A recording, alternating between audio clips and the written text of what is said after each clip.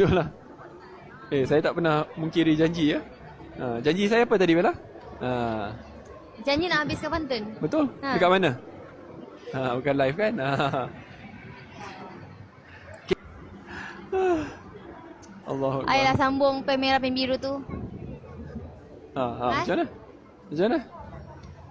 Pen merah pen biru, you marah I malu.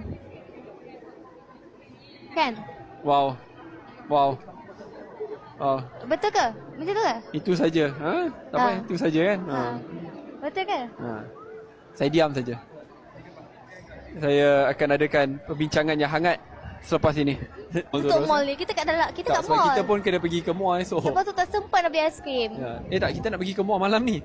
Tapi tak sempat beli aiskrim, dah tutup. Cukuplah nak beli aiskrim. Bel, nak beli aiskrim apa? Aiskrim yang ada kat sini lah. Tak apa, aiskrim potong je. Bella je simbang aiskrim potong padahal dia nak Haagen-Dazs. Astaghfirullahaladzim. Haagen-Dazs. Ini. Dia nak yang mahal. Astaghfirullahaladzim. Saya ambil pedal pop je. Pedal pop. Padahal aiskrim Malaysia pun dia tak tahu. Itu aiskrim Malaysia. Agak-agak saya tak tahu aiskrim Malaysia. dia? Ya Allah. Apa dia? 20 sen. Tapi sekarang 80 sen. Ais kau ambil yang Milo. Ingat saya tak tahu? I suka ambil yang oren.